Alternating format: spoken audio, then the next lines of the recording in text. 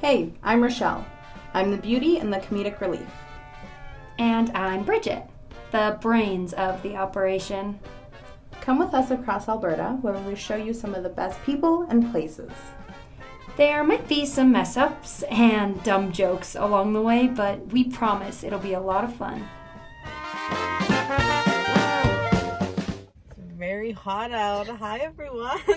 Hey guys, welcome back to our channel. Today we are going to SOAR Bounce Fitness. We are ready for a workout. We are excited. We are wearing super cute outfits. We are. We really are playing the role. Definitely giving the Pilates workout, bounce fitness kind of gals today. We're gonna look at. We're definitely not. Me personally, I'm not gonna act it. I haven't worked out done a full on cardio circuit in a hot minute, so it's gonna be interesting. Yeah, as Fat Amy once said from Pitch Perfect, don't put me down for cardio. I'm not a cardio gal. No. So, but I'm really excited. I think it's gonna be a lot of fun. I'm super excited. It'll be a fun little workout. It'll be an experience. Yeah. Don't laugh at us, or do. We'll laugh at ourselves. You can definitely laugh at us. It's fine. Yeah. Let's go inside. Come on in.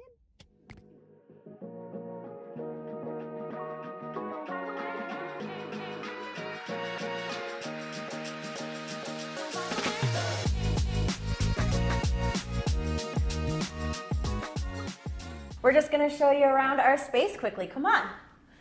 So we've got the front. We can hang out before class. We provide all the equipment you're going to need for the space, whether that's weights or balls or mats. We have it all. This is our bar studio. So you can fit up to 23 people in here. We've got lockers. You don't even have to bring a lock. They've got keys. So you can lock up your stuff, keep it safe during class. We also have everything you might need before or after class. So we've got a water cooler, we've got a couple showers, towels, hairspray, lotions, hair elastics, because you can't forget that. And then of course we have our rebounder room with a couple different strengths of rebounders as well, because just like mattresses, some people prefer firm, some people prefer soft. And then also just depending on the weight, so you have a bounce that's supportive and you're not hitting the floor. But again, all you need to bring with you is water. Everything else is here. Perfect, thank you. I'm Megan. I'm Elisa. And can you tell us a bit about yourselves? We're sisters. Started a business together. So I had a background in basically doing everything, never really sticking to anything. So horseback riding, swimming, Ukrainian dance, CrossFit, hot yoga. As my dad said, my wedding speech, I quit everything.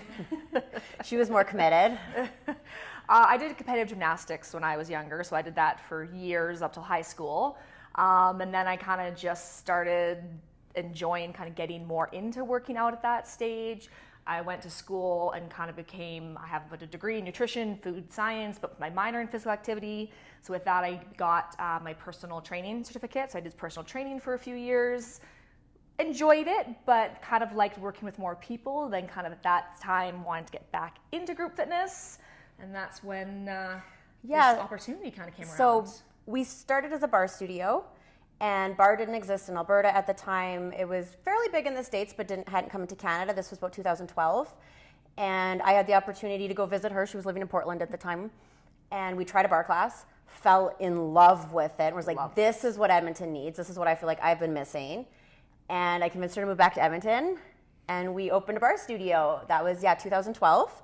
And then a couple years later, we were doing really well, so we opened a second bar studio in Edmonton, and then decided that we just wanted to enhance the program and enhance the offerings, and was looking at different things that really complemented the program that we had already offered and our values, why we loved bar with it being low impact and really accessible to everybody and easy on the joints. And so trying to find something that really went with that and complemented it, but also added unique and added more cardio and really balanced that out. And we discovered rebounders, mini trampolines. Yeah, so in 2016, we added our SOAR Bounce Fitness program to our studio, and that's our mini trampoline classes. Yeah. So we loved that the rebounders offered low impact. So the way the rebounder works is it absorbs a lot of the impact of the jumping, which is a bar is considered low impact, so we still have that low impact option. And then the way the bounce and gravity, that up and down work with the phase at the top, there's a split second of weightlessness where every muscle relaxes and you get this like beautiful lengthening feeling. And then when you land and you press into the mat, every single muscle in the body engages. So muscles that you don't think about working, pelvic floor, deep core muscles, all of that get a workout, but because you get a release and a contraction in every bounce, it's so good for your body. And that release and that contraction also has a really positive effect on your lymphatic system, on your bones. All your muscles. Every muscle involuntarily is going to work as you're having fun while you're doing it. Yeah. That's, I think, the ideal workout for a lot of people, myself included, because going to the gym, like lifting weights, it's really, running even is like really hard on your knees, and a lot of people can't do that. So having the opportunity, not only in bar, but also like the fun of jumping on a trampoline and working out and getting to make that your like weekly or bi-weekly workout, that would be incredible. There's been studies done that show it uses 30% more energy than running. So you're actually working harder and burning more energy and using more muscle than you would in the equivalent run, but it also feels easier. It feels like you're putting, like, you know, when you're running and you're like, oh, it doesn't feel as hard. So you're working harder where it feels better. Wow. So that's, again, the ideal workout. Yep. We think so. Yeah. So how did you, because I know you were talking a little bit about starting in bar, trying a bar class in Portland. Was it a class that you first tried for the mini trampoline, or where Honestly, it wasn't. We went to a fitness convention kind of looking for an idea, and ironically, the trampolines were not there. We tried some other versions of some different equipment and didn't really like it. And then I think you kind of stumbled across... We were sitting by the pool. A video. Yeah, we were sitting by the pool waiting to go to the airport to leave. And I don't know if it was Instagram ad or Google ad or something, was the rebounder. Somebody rebounding and talking about the benefits of the rebounder. So we decided to order one for ourselves just to kind of see if it's something we enjoyed, what it felt like. So we ordered one trampoline between us and kind of started playing around on it. And we're like, oh my gosh, we are in love. This is awesome. And then developed a program from there. Wow. That's so crazy. Your phone just knew. Yeah. It was fate. It was Yeah. like, oh, I'll just plant this little seed, and then you just create this whole like business all around it. And is this the only studio in Edmonton that offers this? I do believe so, right? Yeah. That's so cool. And so how long are the classes? So our rebounder classes are 45 minutes. Our bar classes range from 45 minutes to an hour. And how many people roughly would you say are usually in each class? We have 15 rebounders, so we can have 15 people in the class, and that some classes are full, some classes aren't full, but yeah, we can have 15, and then for our bar classes, we can have up to 23. So still small compared to some other group fitness where you have 50 people in a room, but still enough people where you get amazing energy and Absolutely, and I think too, it's not that intimidating, overwhelming feeling of having so many people in the room where maybe if you're new, you feel a little less comfortable coming in and having 50 people surrounding you. Yeah. Exactly. Yeah. And what is your opinion or I guess advice for people who may just be starting out and are unsure if this is something that would work for them or that kind of thing? The best thing is honestly just to try it out. We encourage everyone to take the class at their own level, to take as many modifications, take as many breaks as they need. The idea of any kind of group fitness when you haven't done that type of exercise before is kind of intimidating for anyone. So when you are trying it out, it is a little scary to try. Especially with the rebounder, it's a little different than jumping on a regular size trampoline. If you jumped on a trampoline as a kid, you're like, oh, I've done this before, I know what I'm doing. It's quite different. The goal of this is to kind of press down into the trampoline and not let yourself lift very high. That's gonna keep you in control. It's gonna keep you on the beat. We do all our workouts in that class to the beat of the music. So it's a little challenge the first time to sometimes get the hang of the movements and stay to the beat. So we just encourage everyone to have fun, enjoy. I kind of tell everyone it's the first class is kind of like Bambi on ice. Yeah, you're not gonna feel in control. You're not gonna kind of pick it up necessarily to its fullest the first time, but just enjoy and embrace it. We say it usually takes about 5 to sometimes 6 classes to really kind of get the hang of it, get comfortable with the choreography, the terminology, and get the feel. But it's still fun. It's a great workout no matter what you're doing, even if you feel kind of like that Bambi on ice. Yeah. And what would you say are tips for people like to have the best class experience possible? Come in without really expectation. Some people pick it up instantly. Like some people think they're not coordinated and they get into the groove of the bounce and they pick it up instantly. Other people, sometimes they feel like they're very coordinated and they feel like they're just flailing around and not doing anything. And it takes time. It's a whole, doesn't matter how fit you are or how many other types of workouts you've done, or the opposite, if you've never or done like workouts to the beat or done like formal movement or worked out much, don't have that expectation of I'm going to be really bad at it or I'm going to be really good at it. Just come in, whatever happens. I promise nobody's looking at you because they're so you have to be very focused to keep your balance on the rebounder, that you are not looking around the room and looking what anyone else is doing. So just not to have any expectations, to take breaks, to do whatever movement just feels good, because at the end of the day, it's your workout. It's your workout, but it's also just movement is supposed to make you feel good and, and mental health and sleep better. And so if you come out with negative energy, that's not what we're here for. Not the point. Yeah. Absolutely. I think that's a really good way of looking at it as well, because especially nowadays in social media, there's a lot of comparing yourself to other people and seeing other people's workout routine, and those a whole like what I eat in a day videos. And so just kind of being able to let go of that and do a workout that you're moving, but you're doing it because you're feeling good and not because of, oh, it'll help me like burn X amount of calories or whatever. Like, that's really, I love to hear that. That's definitely our studio's mission. Is movement is not, I mean, it's physical, obviously, but it's not about the physical effects. I mean, okay, it's not about changing the shape of your body. It's about using movement to feel better mentally, emotionally, and have it enhance your life versus overdoing it, burning out, causing injuries, dreading it, or hating it. So we get asked like all the time, what's the most effective workout? It's the one you enjoy. It's the one you look forward to. It's the one that you want to show up. It's the one that makes your body feel good and not broken.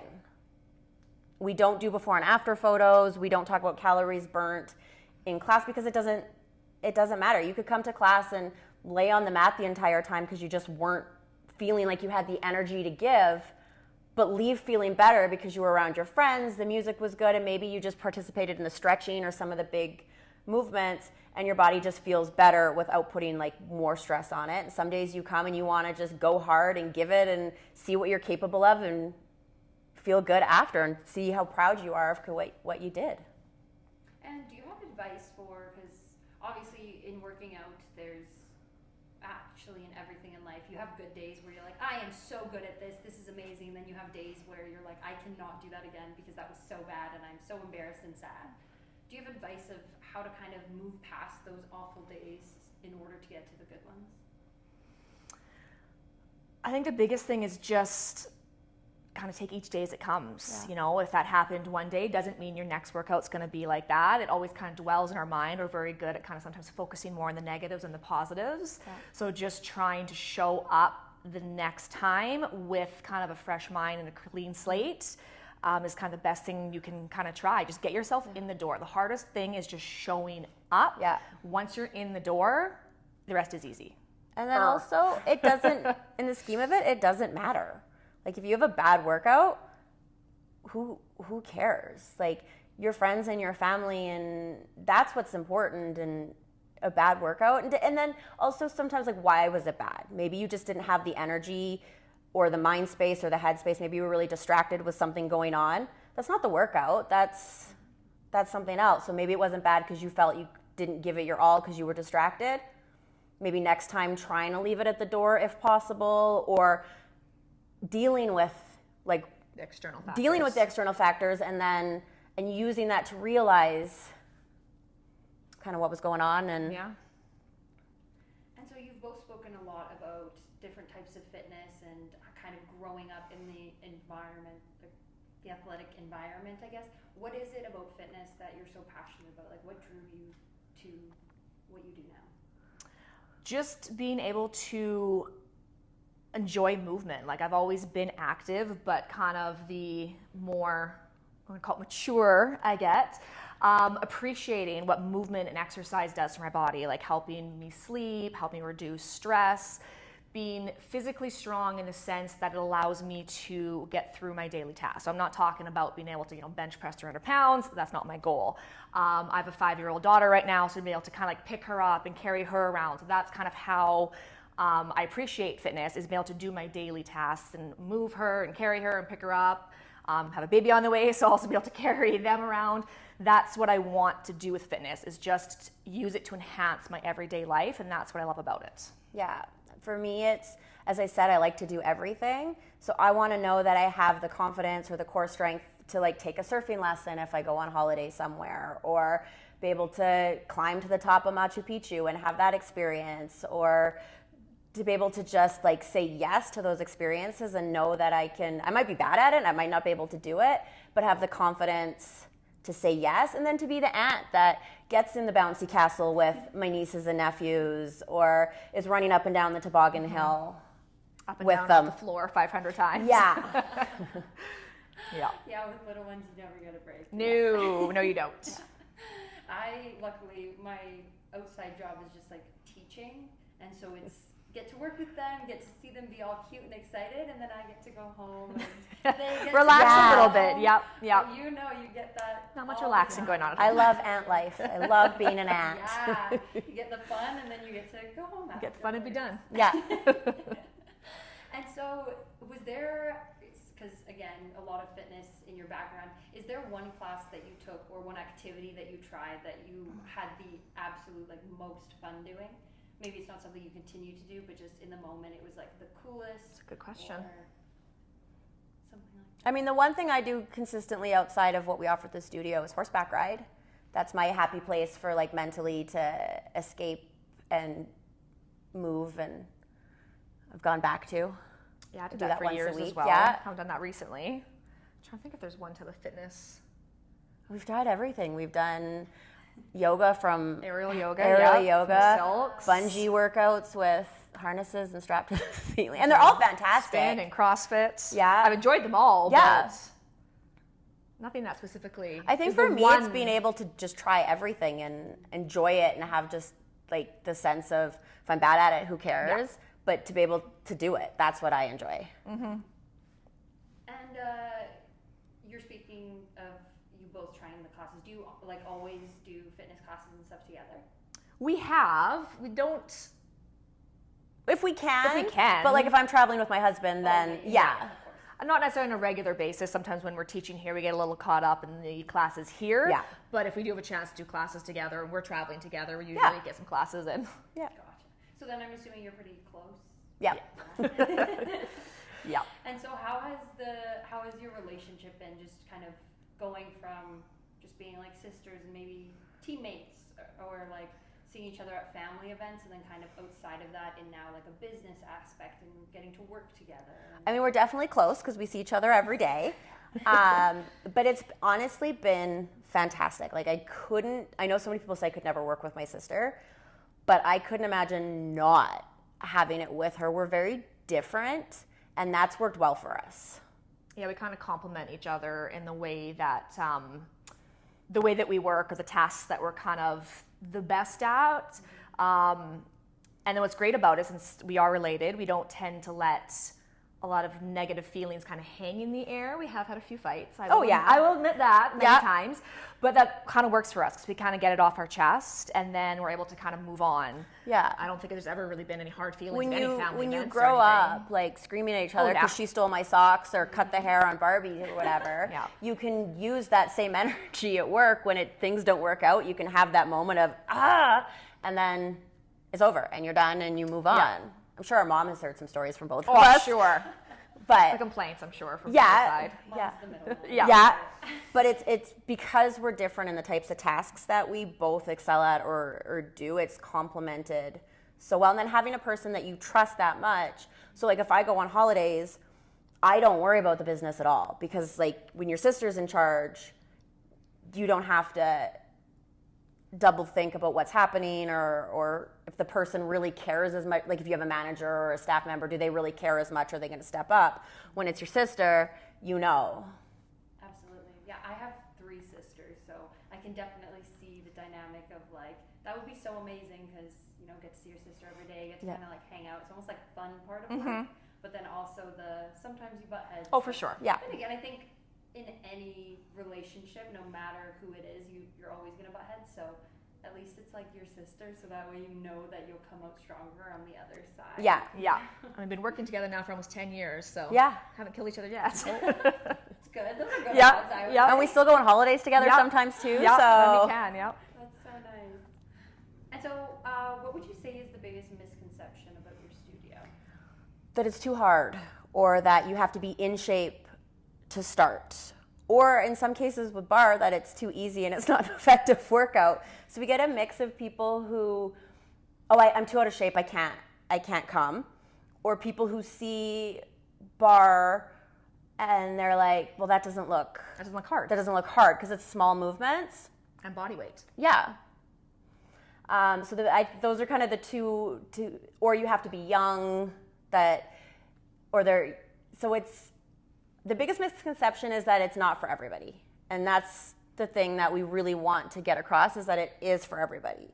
Even if you can't do certain movements, do other movements. That's our favorite thing, is to give options throughout class. And my favorite thing is sometimes looking around the room, and even though it's to the beat and we're all moving together, everybody's doing a different variation because they're doing what's best for them. And then bounce specifically, I think the biggest misconception, especially with women, is that they think they can't bounce because they'll pee their pants. Yeah. Definitely a big misconception. Yeah, and depending on whether it's through childbirth or just age or whatever reason, yes, women tend, and men too, lose control of their pelvic floors a little bit, and when you're laughing or coughing or jumping. But jumping on the rebounder is so different than jumping on a trampoline. A trampoline, I mean, they're this high off the ground and you're sinking down. So the bounce effect, so gravity, which has a big effect on bouncing, is a lot stronger. So it's a lot bigger pull, whereas the rebounders, you're not jumping as deep. And to get the benefits of the bounce, your feet don't have to leave the rebounder. You can just kind of push and get that motion, more of like a kind of rocking boat motion than a bouncing motion. And so depending on the strength, just like with strength, you don't have to use 50-pound weights. You can use 5-pound weights and work your way up. Same thing with bouncing. You don't have to bounce high while you're building strength in your ankles or your pelvic floor or your knees. You can start low or even grounded and build up. Same thing if you feel like you're out of shape or don't have cardiovascular. You can do what you can do and get there eventually. Yeah. And I think too, like, just the way you're speaking about it, obviously I've never attended a class here, but it sounds as though you're aiming to create a really safe environment where everyone feels welcome, which Yes. I think sometimes you don't get at other studios, just like based on my experience and like workout history. Sometimes there's been places where I'm like, I'm not coming back here. Everyone was like so skilled and I was not at that level, and you know, you feel a distance from that and Yeah. you feel removed from the group because you're not at a level. Yeah. But getting those variations and having the options to do something different that still like includes you in the group is like spectacular. Yeah. So that's wonderful. And what would you say has been your biggest challenge since opening your studio and starting SOAR? I mean, our biggest challenge was definitely COVID. Recently. Yep.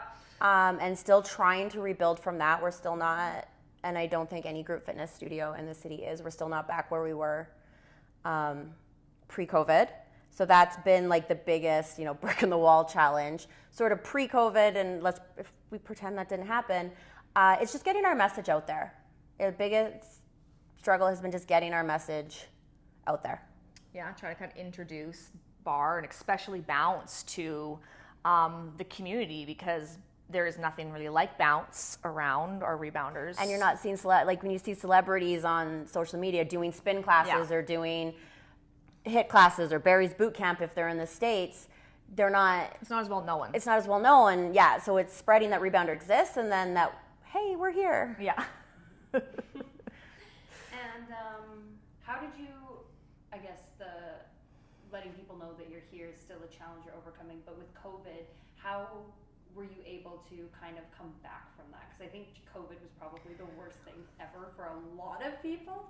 But what was your experience like in having the worst thing that you could probably ever imagine happen, and then being like, you know what, that's okay. We're going to keep going because you're still here, you're still thriving. We did, so pre-COVID, we did have 2 locations. We did close one pretty immediately, which thank goodness, because that allowed us to focus just on the one and keep that going.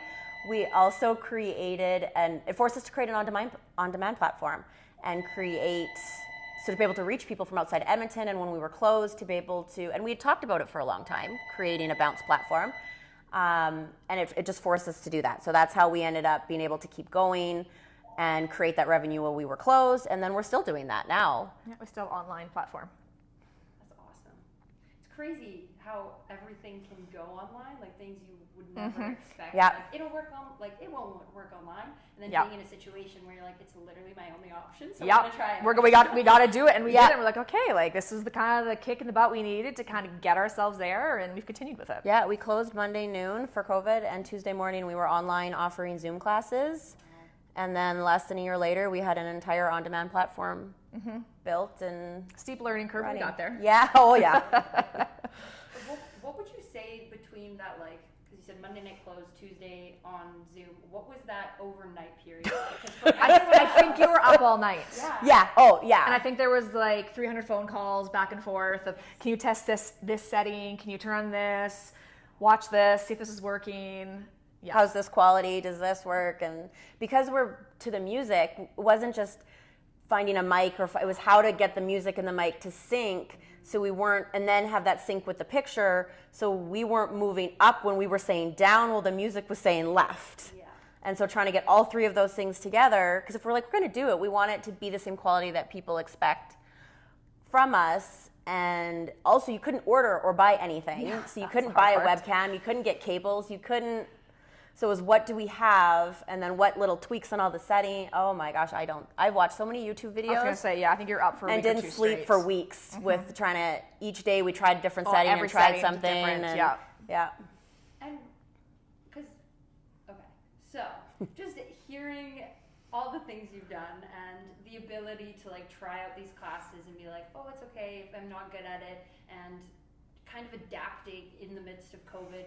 Where do you get your resiliency from? Like, what is it? Like, is it there's something you tell yourself that you're like, it'll all be okay? Or how do you just kind of like go for things and have this, like, you're just giving a vibe of like strength? Well, that's good. I mean, honestly, as when you lease a space like this, there is a little bit of there's no other option.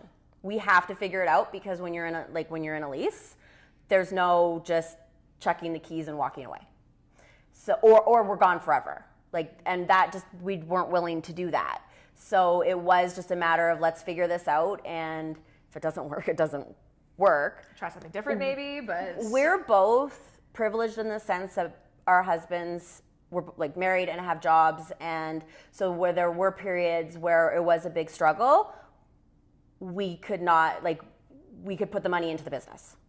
And that's something that we both acknowledge that maybe isn't possible for other business owners. And that was something that really allowed us to be able to keep going, is to be able to put that money into the business during some of those times to keep going. But I know I'm an optimist. I'm an eternal optimist. And also sometimes is what's the worst that can happen? Like, we can keep going and it doesn't work. And again, maybe the business fails and that sucks. But if we don't try, the business fails, and that sucks. So.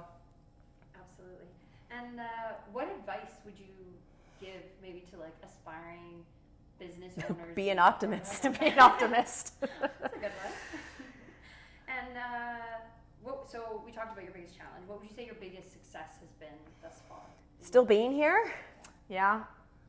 Honestly, we're coming up on 10 years with a bit of a 2-year COVID gap, which was a struggle. Yeah. The number of small businesses that survive 10 years, the number of women businesses that survive 10 years, probably sisters. I don't know the stat on that. Is, I mean, there's not many that make small businesses that make 10 years to begin with, let alone women run. Mm-hmm. So that's huge on itself. Absolutely. And how has that experience been? Because small business, but being a women-led business, you know, people nowadays, I mean, we're kind of moving in the right direction of like people not being annoying, but I'm sure that that has provided its own set of challenges and also its own set of like, you can do it way better, you know what I mean? Like, what has that experience been? I mean, the biggest challenge was when we were first starting out is my husband had to sign everything. He had to co-sign everything. So, and again, the privilege of having one.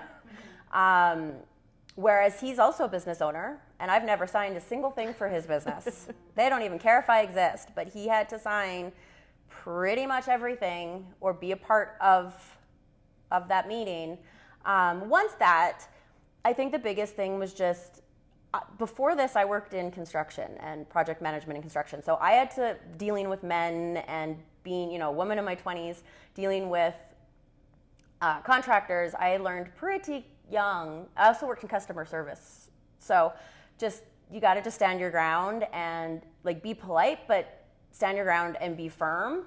And so I think coming in with that background really helped, but also being a woman business, but we mainly cater to women. Like men are more than welcome and we do have male customers. But being that it is a lot of women and we've created that like welcoming space for them, we don't have a lot of no kind of negativity when it comes to men in business, honestly. Yeah, the biggest thing was just the startup stuff and kind of being discounted with that. But then, after that. Yeah. Yeah. Hasn't affected it much, honestly. Which is good. Yeah. It's crazy that you say that because we've spoken to other small businesses, obviously, and that was something that has been mentioned to us before of having their husband have to like co-sign for them, and I never knew that that was a thing, and it was just very disheartening that that was a fact for so many women opening a business, because just like you said, you didn't have to sign for your husband, so it doesn't really make sense. But alrighty, hopefully that changes very soon. Yeah. And moving on though, what do you see in yourself that is reflected in your studio and in your brand? That one, this whole brand was sort of created, by us, not to be about us. Like, it's not named after us, or we try to really feature in our marketing and in our branding all our other instructors and clients and show that, like, diversity. But I think we still created, what we feel, like optimism and support and just kind of who we are at our core, and our core values, I think, is what our business tries to put out there. So it's us, but it's so much bigger than. Mm-hmm. So much bigger than us. Yeah. And so this is my favorite question to ask people, just because of the wide variety of answers. But what would you say is the best piece of advice you've received throughout your life? That's a tricky one as well. It doesn't have to be like fitness specific. It can be absolutely anything. Yeah, I think honestly just kind of the best piece of advice I can think of is to try to kind of work hard and put your heart into anything that you try. Whether you succeed or not, that doesn't matter. It's just kind of putting your best effort in and seeing where that can take you. Might take you great places. Sometimes you fail. Sometimes you come out stronger with those failures. But just kind of keep trying and keep putting one foot in front of the other. Yeah. Kind of all I got. Yeah. And was that yours as well? Oh, best piece of advice. I've gotten so much, but also just been inspired by so many people. And I think the one that we at one of the conferences we went to, when we got to see Brene Brown do the keynote, and she talked a lot about vulnerability, and that if they're not in the arena with you, their opinion doesn't matter. And that's something that's really stuck with me with a lot of things. I really resonate with both of those. Thank you very much. And just lastly, is there anything else you wanted to say about yourselves or about the business or just anything in general? I think another thing we want to say is if you want to try, please come try. We'd love to have you. Yeah, super fun. We want everyone to be able to try, whether it's bar or bounce. It's a great type of activity, and we always love meeting new people. Yeah. Okay. I'm Megan. We're going to do a bounce class. So if you've got a rebounder or you just want to try it, follow along. This is Elisa. So she's going to do modified versions because you don't all have to bounce the same bounce so it feels good in your body. So you can bounce big, you can bounce small, you can follow whoever you want. But even as I said, we bounce big, we bounce down. So if you've been on a trampoline before, it's not the same. On the rebounder, it's that push down into the mat. So it's all about that push down and then absorbing that energy into the core. So we're going to get started. Let's get some music because nobody wants to just hear me. Now we start all our bounce classes the same way. And this is called a health bounce. We ground our feet about hip width apart into the mat. Take a big inhale and an exhale. We get all the benefits of the bounce on our lymphatic system, on our bones, right here. So you could stay soft bend in the knees. Right here as long as you need. Heel lifts. Right, left, heel lifts. So toes are glued down. Now if you're coming for your very first class, it might feel a little weird. It probably will, and that's okay. Your movement doesn't have to match anyone else's. Pulling up on the arches, stretching the feet. Add the arms, both arms, 2 counts overhead. Reaching up, feeling that lift and that push down into the mat. Speed it up, jack arms. Reach, push. So every time we push down into the mat, every time we land on the mat, every muscle in our body fires up and engages. But the harder we push down, the bigger that engagement, the harder we work. So let's bounce. Right here, push down, go push, push. So remember, you can always make your movement look like Elisa's, keeping the feet on the mat. We push, push, and then absorb that bounce into our legs, our core, every muscle in our body. X jack, take it out, take it up. So it's out, up, out. X jack because you're making an X. Out, down, push down each time. We push, push, push. It's not about going up. It's about going down. Full jack right here. Bring it up. Reach. Take it up.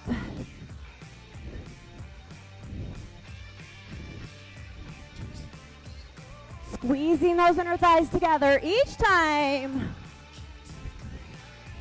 Now find your bounce right here. Just bounce. Go push, push. Press. Find a squat right here. Take it down, take it down. And up. Pressing through the heels. Lift, squeezing from the glutes. Hips back. Pulse it down. Little spall. Press. Hips low. Knees press out. Little push right here. We go. Push, push, push. Woo! Those legs should be feeling warm now. Push. Shake it out. Cruise it out. So we have a couple different kinds of songs. This is called a SOAR track, which is our cardio tracks. We bounce from start to finish of the song. It's a little bit faster than that warm-up song. Let's do heels. Right, left. So we tap the heel to the front of the rebounder. Press.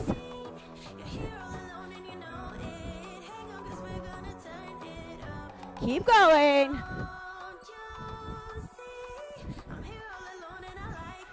We're going to go right together, left. Right heel together, go. We go right, left. Push, push, push. finding that push. Down each time. Double right, double left. Double side to side. Up. Press. Imagine a little hurdle in the middle of your rebounder. You're pulling your knees up and over, but notice the head. It's not going up. You could bounce in a 6-foot basement.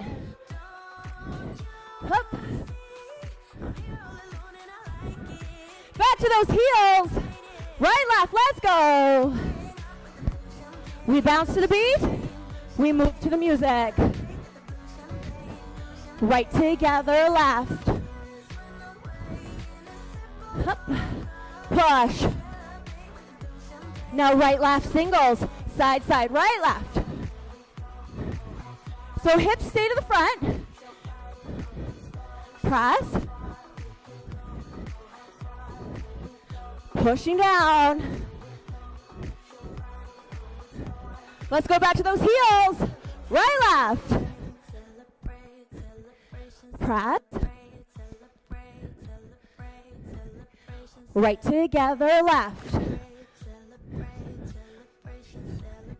Press. Now double right, double left, double side to side. Up. So it's a SOAR track. We bounce from start to finish on the track, on the song. Singles, right, left. Press.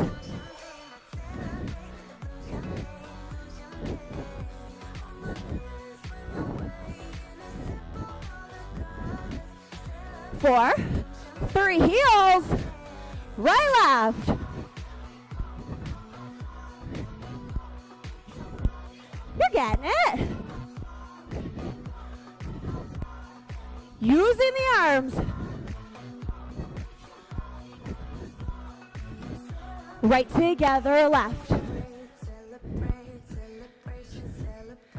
Celebrating that we're moving our bodies and having fun. Cruise it out. Okay, cruise is that recovery bounce. Now we're going to carefully step off and grab our weights.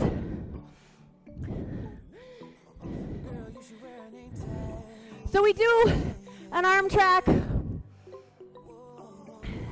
Each class up, shoulders down. Option at a shuffle.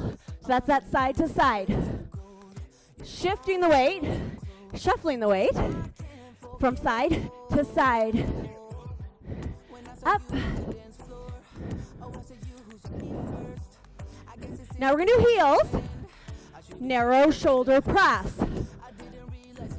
Up. That bounce is optional. Low jack, airplane arms. Up, squeeze.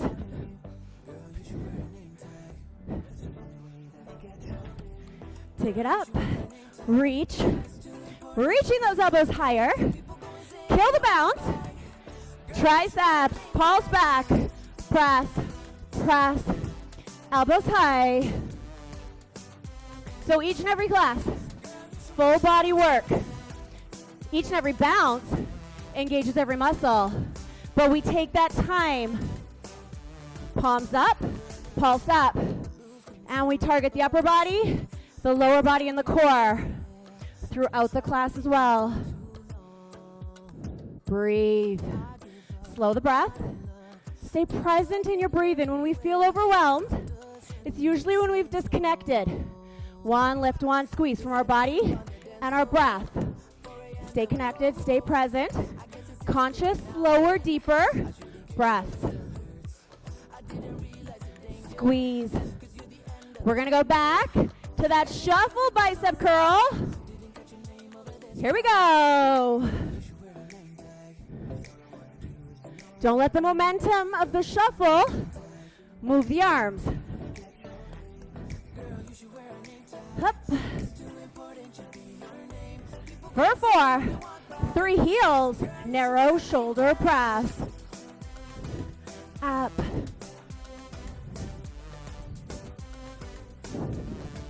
Drawing the shoulders down. Up. For 4, 3, low jack, airplane arms. Always an option to shuffle, so that shift from side to side, or step out, or you don't have to bounce at all. Take it 8, 7, we're gonna find those triceps. In 4, 3, kill the bounce. Triceps. Press. So this is called the scopes track, where we use the track not to, yes, the heart rate stays up, but it's more about that connection to our muscle. Okay, put the weights down carefully, grab water whenever you need, and we're gonna do a sprint track. So that's intervals. We go as hard as we can, we take a break, we do it again. Okay, first interval, turbulence. We go. So working in that squat hinge position, pushing down. Push, push. Notice the head's not moving. If we want to put more in, we pull the knees up. But we're still not bouncing up. Head is level. Push. 3, 2, catch your breath. We cruise. This is where we breathe. We can only go so hard for a short time. Right? Think of those Olympic sprinters. 9 seconds. They leave it all there. Same idea. This isn't about a sustained effort. We're gonna run. We sprint right here. We go. Pump those arms. High knees. Bring it up. Or low knees or toe taps. Run it out. We sprint. 7, 6, 4, 3, 2, cruise. Think of yourself like an electric car. You got to refill. Put some more juice back in that battery to sprint it out again. So we recover. We breathe.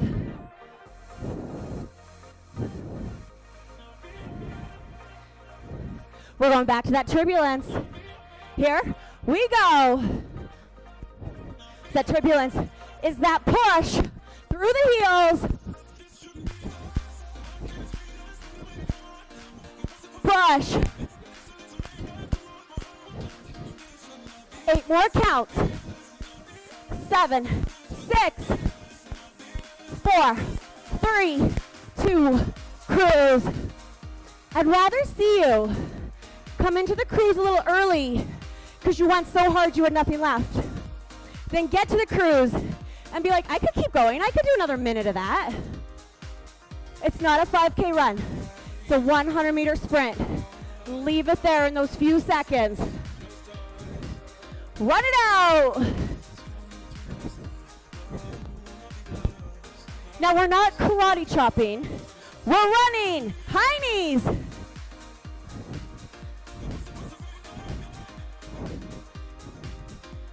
Run it out. 4, 3, 2, cruise. We're going to take about 15 seconds to catch our breath, and then 15 seconds of turbulence. That's it. 15 seconds, not yet. Here we go. Push. Let's go. 4, 3, 2, cruise. Okay, we are soaring again, which is that cardio from start to finish. So this you could think of like a 5K run. That sustained effort. We're gonna do a jack.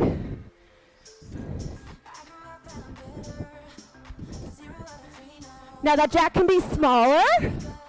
It can be a shuffle. Up. Reach.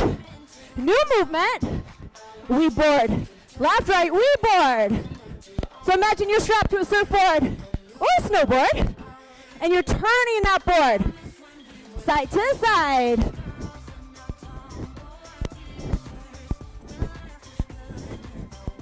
Border jack. Left, right.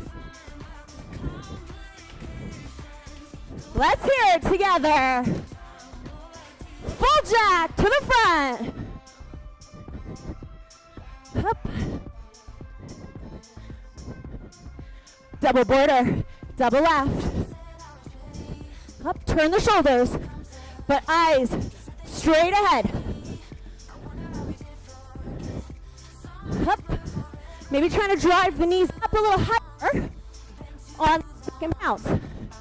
Left, right.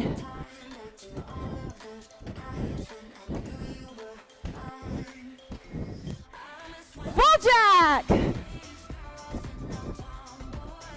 Up. Beautiful thing about bounce, unlike spin or row, which are beautiful movements as well, it's not that repetition for 45 minutes. It's different movements. Single border, left, right. So we can move our body in so many different ways versus that repetition over and over again. Especially if you get mentally bored, this will keep you here. Doubles. Up. Now single, single, double. Left, right, double left. Right, left, double right. Twist, twist, up. Twist, twist, up.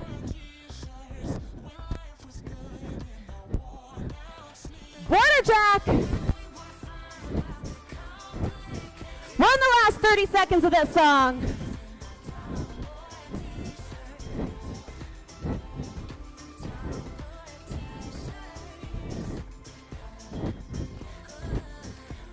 Full jack. Up.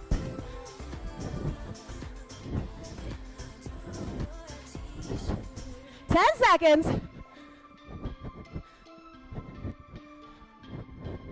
4, 3, 2, 1. Okay. We have what's called the sculpt track. So again, not about the cardio, but yes, that heart rate still gonna stay up. We're gonna find a squat. Pressing down through the heels.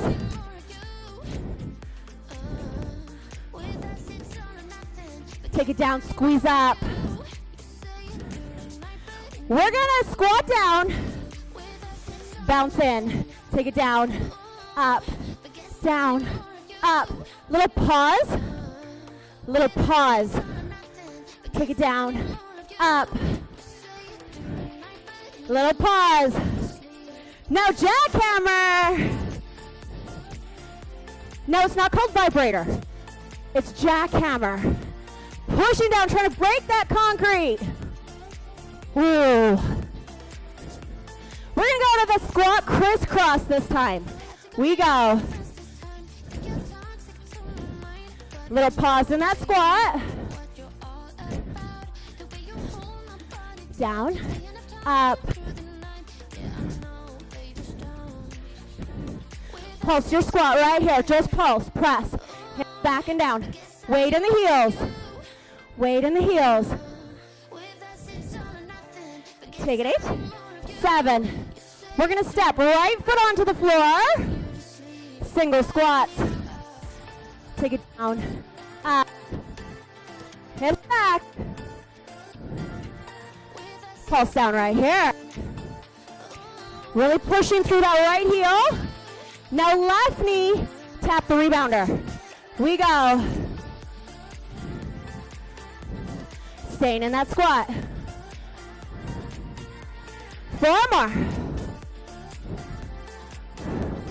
2 more. Squat right here, 8 times. Take it, 8, 7, 6. Coming on to the rebounder. Squat hop. Squat out, jump in. Down, up. 4 more. And 4, we're gonna go off. 3, the other side. 2, other side. Squat down. And up. Press. Pulse down right here. Hips back. Grounding through that heel. Tap the knee. Here we go. Oh, fiery. 4 more. 3. And 2, hold that squat. Pulse down. Hips back. Bring it up on the rebounder. Okay. We've got to burn. We haven't done one of these yet. No bouncing. All burn. You get to lay down. I don't know if that makes it better. If you're feeling really overwhelmed, stay standing. Do squats.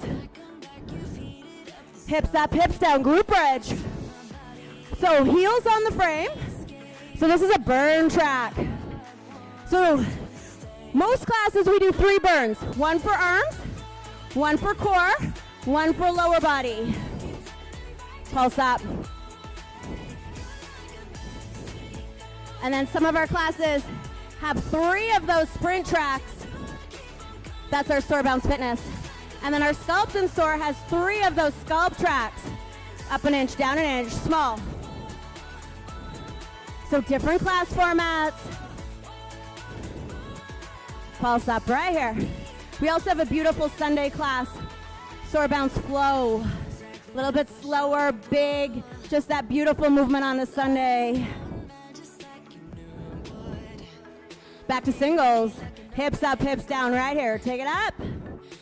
Using the burn to slow our breathing and get fiery through those glutes. Up and down. Now we're gonna step the feet wide, wide bridge. Hips up, hips down. Pressing those thighs out. I know after all that bouncing, which fires up every muscle. And now we're using those muscles even more because we can. Pulse up right here, and that's a privilege.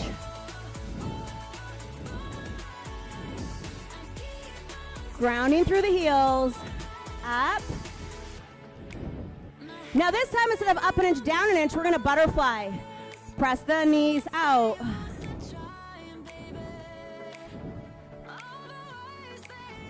Press.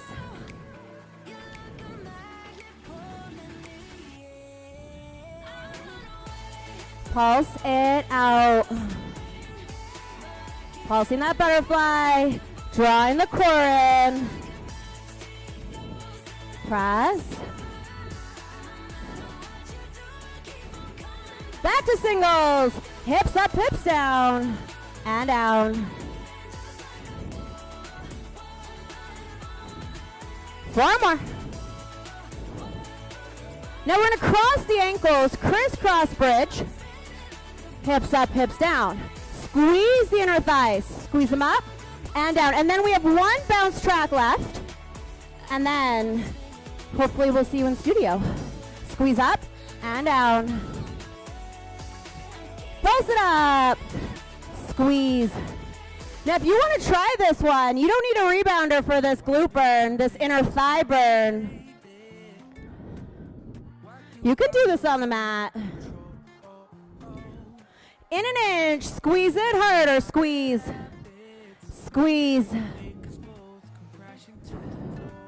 Exhale, inhale. Squeeze those inner thighs, not the knees, the inner thighs.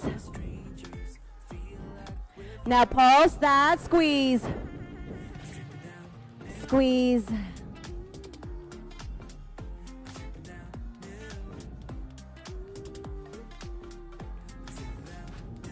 Back to singles. Hips up, hips down. Up, squeeze down. Squeeze up, squeeze down. 4 more. And 4, then we're gonna stand up. 3, 2, 1. Coming up. Okay, 1 bounce track left.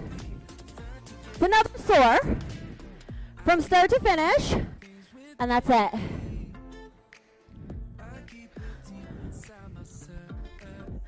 We're back to X jack. Out, up. Out, up. Again. We go out, up.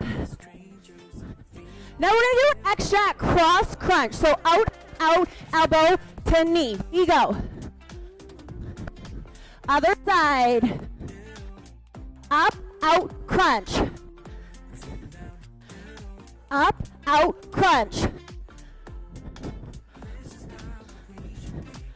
Scissors right here. Reach, pull. Reach, pull. Now take the scissor to the right. Stay facing here. Up. Left knee. Crunch it up. Left knee, drive it across. Up. 8 more. Take it 8, 7, 6, and 4. Back to that X jack. Out, up, out, down. Pushing down. At the crunch. Other side. Elbow to knee.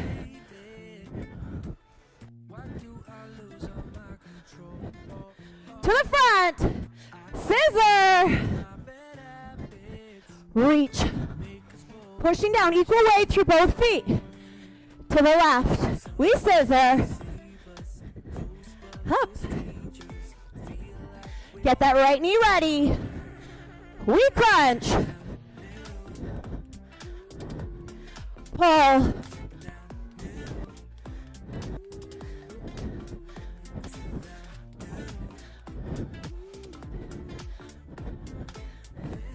For 4, 3, X, jack.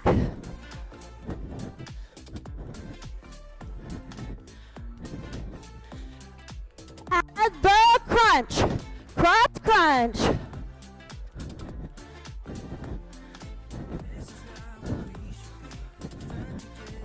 Out, up, out.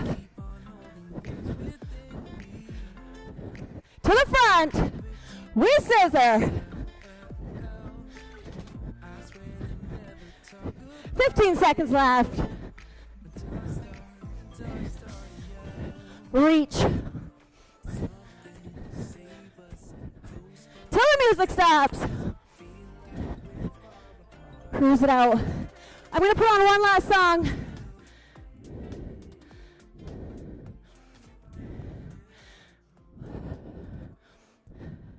Just finding that lift.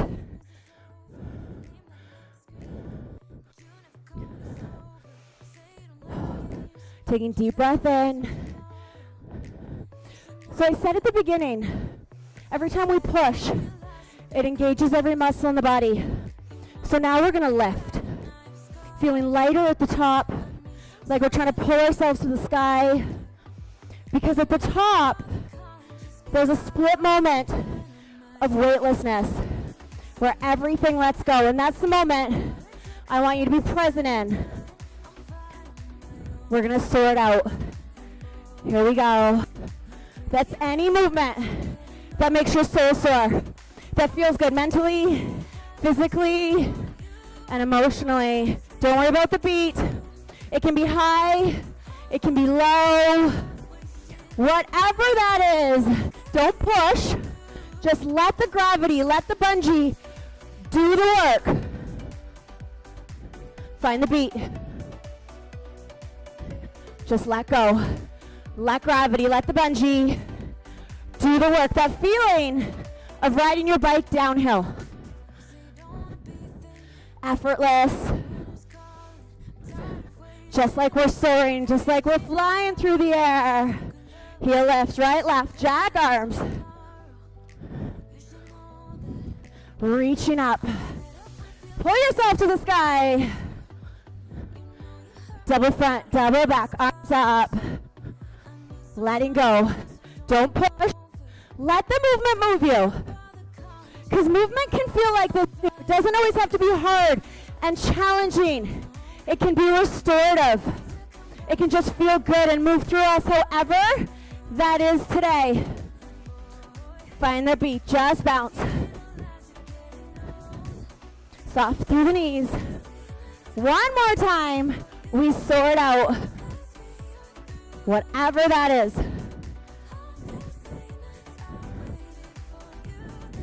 This moment's for you. Listening to what your body needs. But that takes time to build that relationship, right? You know that person in your life? You know what they want, you know what they need. Maybe it's a kid or a best friend. But we even neglect ourselves. Sometimes we don't know that about ourselves. It's time we make this the most important relationship. Knowing when to push, when to encourage, or when to rest, when to pull back, and when to say it's okay to stop. Coming down to your feet, coming down to that house bounce where we started. Big inhale. Let it out. Now with your feet glued to the mat, close your eyes. Feel your feet on the mat. Feel the breath in your lungs. Find stillness. Open your eyes.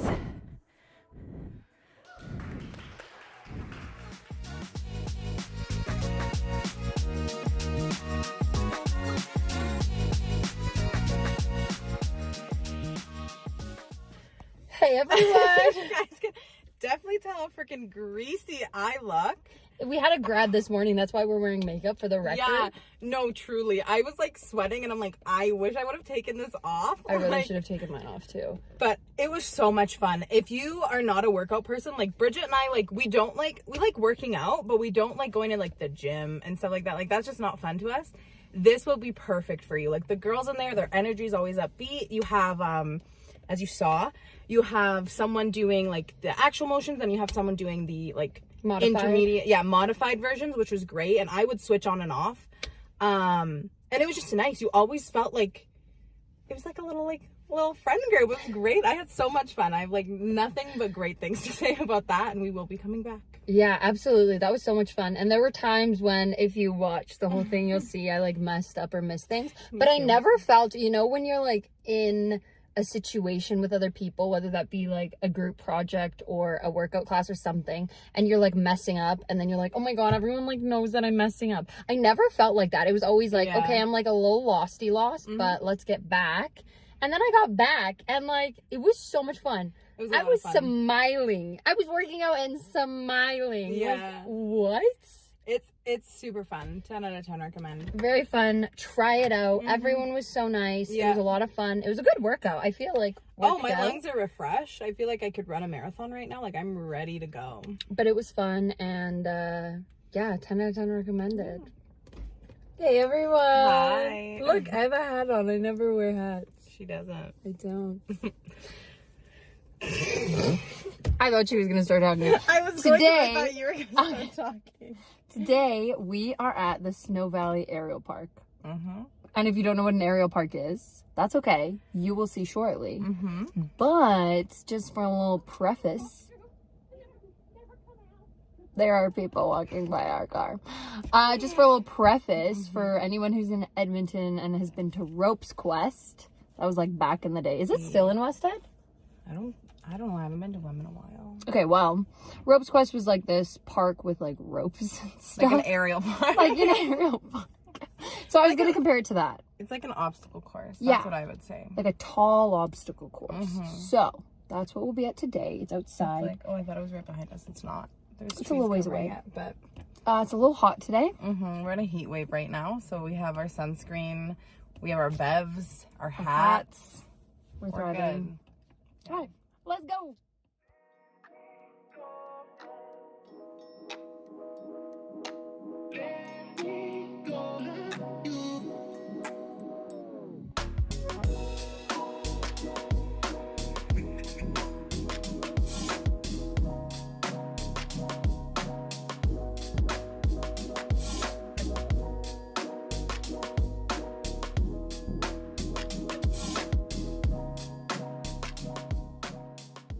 Okay, I'm Tim Day. Hi, and Tim. I'm the Marketing and Communications Manager at Snow Valley Ski Club and Snow Valley Aerial Park. And so what exactly does that entail for you to do for work?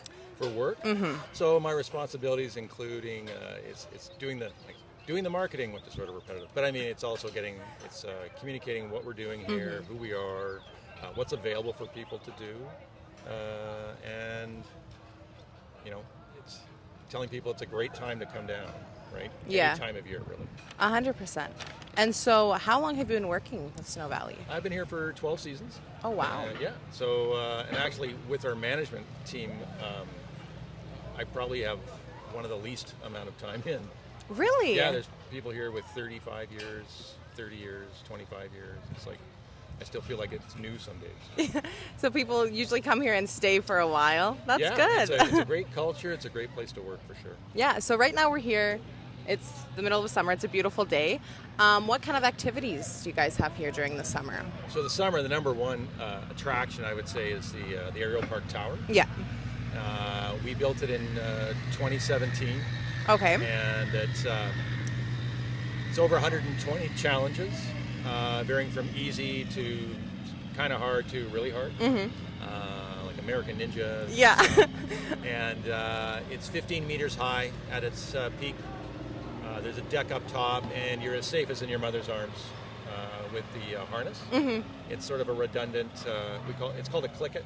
Yeah. And so you attach two as you move along, but as you go around something, you have to take one off. Well, you can't take the other one off. Oh, until okay. the other one's back on. Okay. And so I've done these sort of things like zip lines, things like that, around the world. And this is sort of the next gen, because it used to be like a carabiner.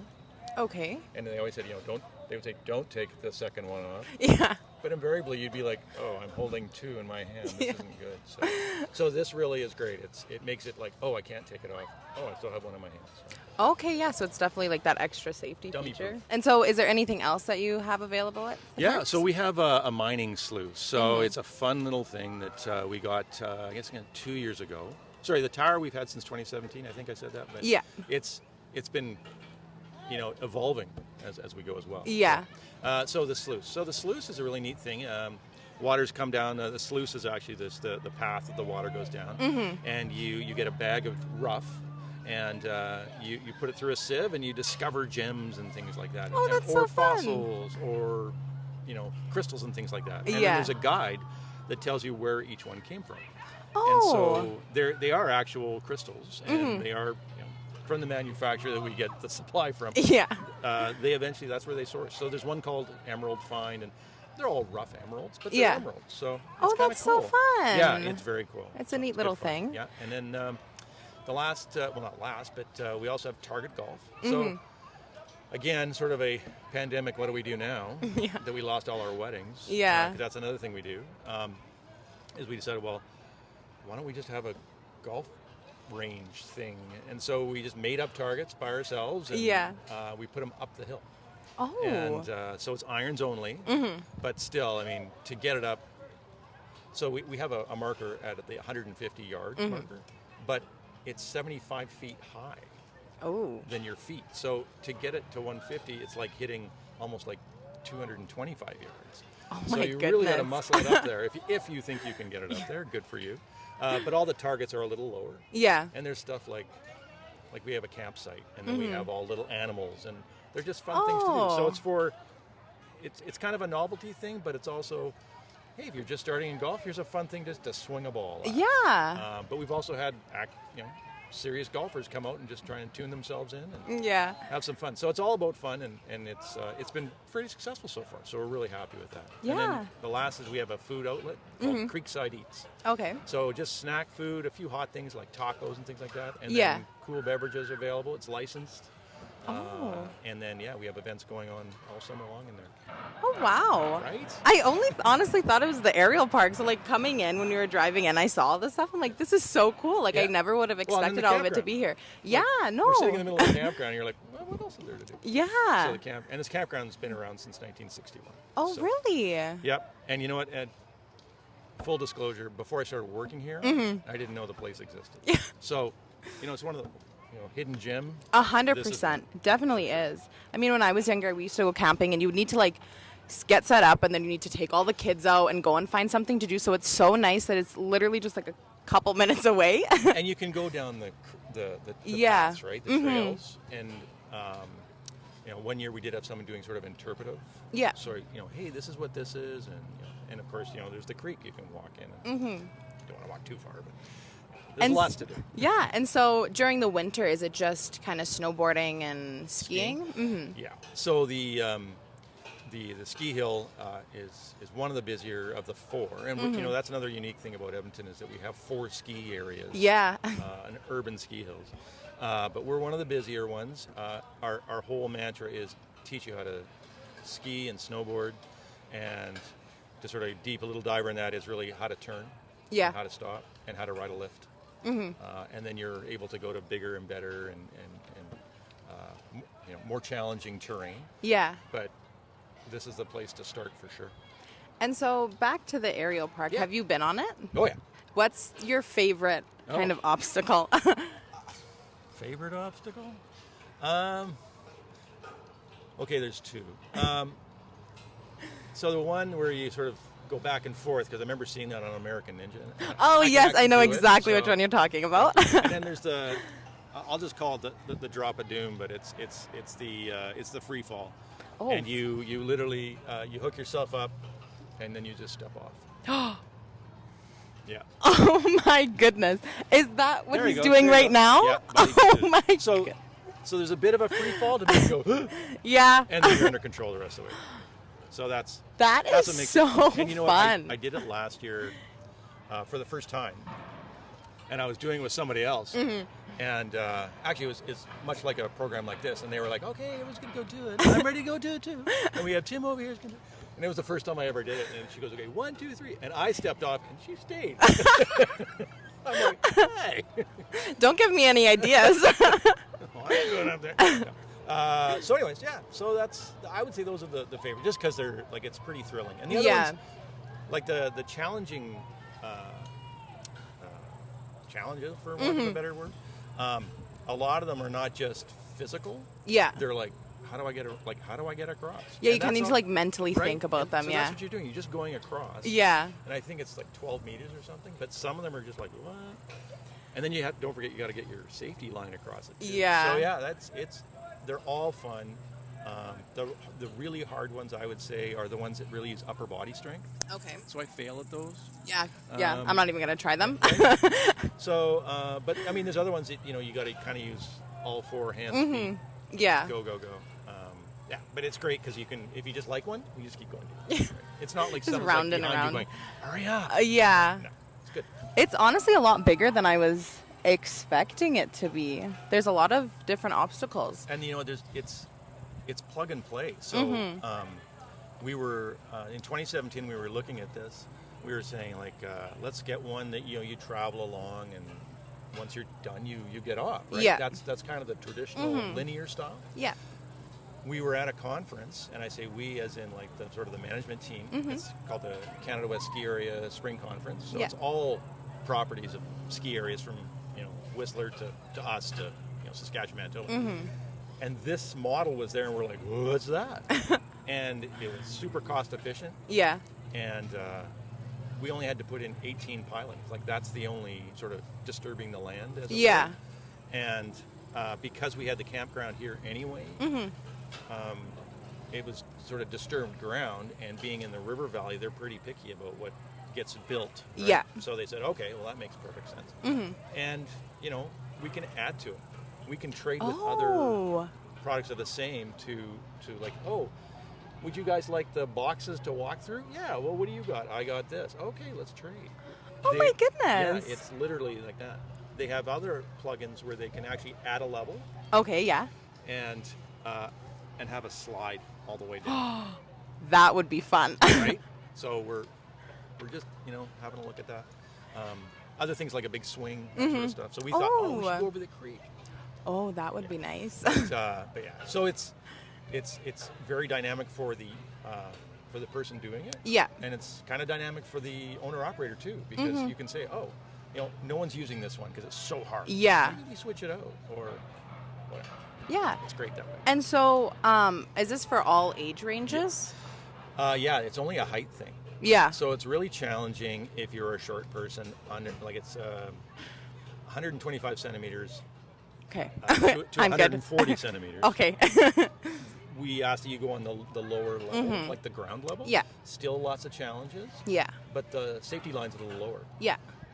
140 centimeters up, or if even if you're a little shorter, but someone's coming with you to help. Yeah. You, you're good to go. Okay. Yeah.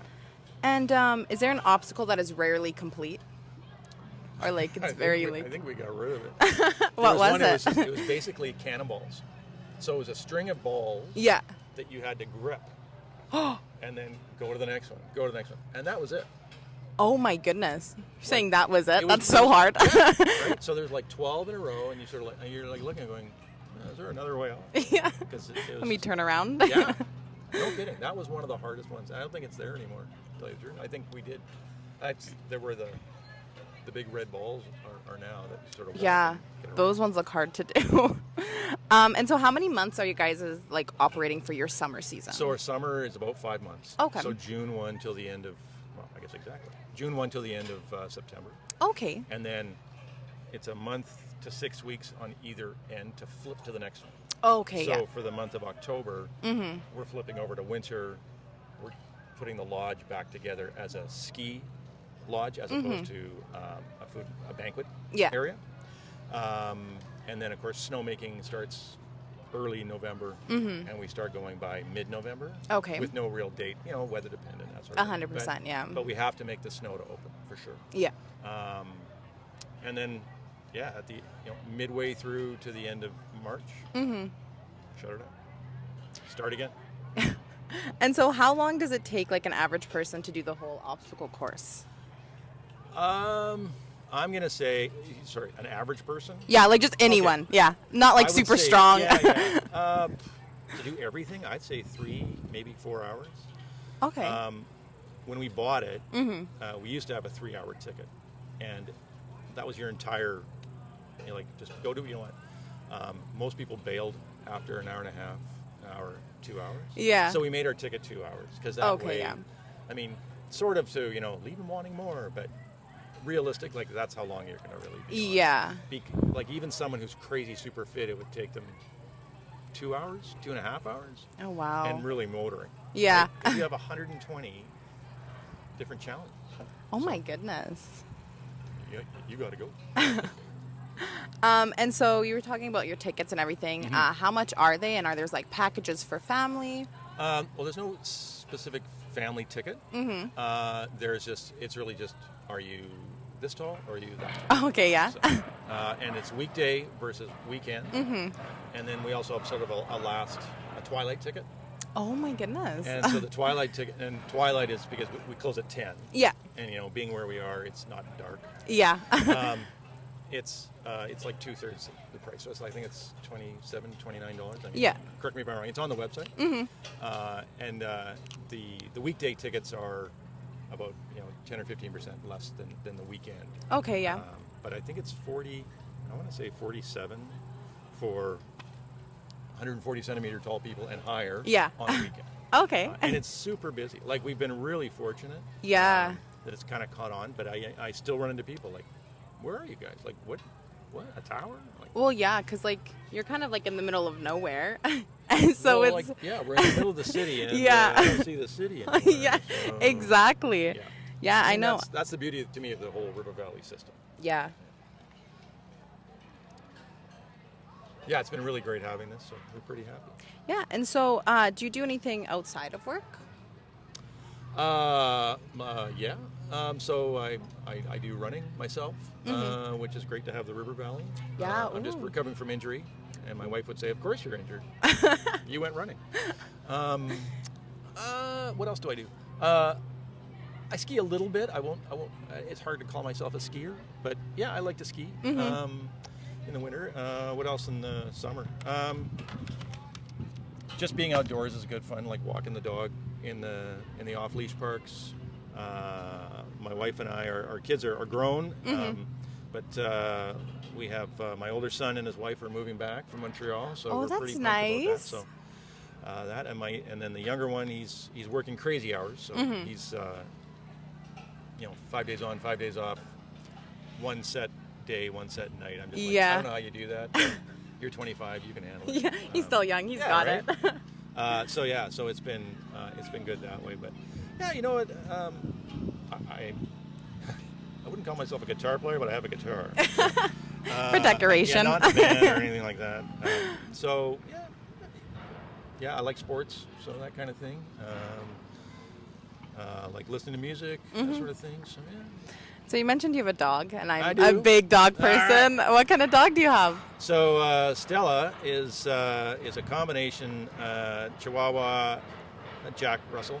Aww. So she's pretty darn cute. And a bit of a princess. Yeah. And she's the first time we've had a small dog. We've had mid to large dogs before. Mm-hmm. So we had a Lab Shep for 16 years. Dexter was the best. But we got Stella from our niece in Ottawa, who was like 9 months pregnant, had her own dog and a 3-year-old. My wife goes, maybe we should take the other dog off your hands. And she called me and we'd said, like, no more dogs, we want to travel, do stuff. And no more shedding dogs. Yeah. I get a call, I got this dog here. She's really cute. I think she sheds. So I go, okay, do we need new bowls? Do we need a pillow? Okay, bye. So next thing you know, she shows up. And 12 days later, Dexter passed away. So we thought, Dexter said, yeah, okay, you're good to go. Yeah, you just kind of we're in passed good hands. on the torch. We're in good hands. Yeah. Stella's awesome. And so you mentioned traveling. Is there one experience that you had while traveling that just kind of sticks out to you? Well, we've done some good traveling, let me tell you. We've been to Cambodia and Europe, and oh wow, we've been to the Caribbean. Actually, tie back into this. So we've done the first time we ever did something like this, which was in France, and we were just like, this is awesome. Yeah. And then so the next time we went traveling, we found another one, and so we've done it in Cambodia, we did it in the Caribbean, and then we've done it in Victoria. So we're just like, this is pretty cool. Yeah. So that's how we sort of like, we can tell what's really safe or who's keeping it up. And so I'm pretty tuned into like, the maintenance on these things is pretty substantial. Yeah, I'm sure they would have to be. Oh, yeah. And there's obviously regulatory blah, blah, blah. Of course, yeah.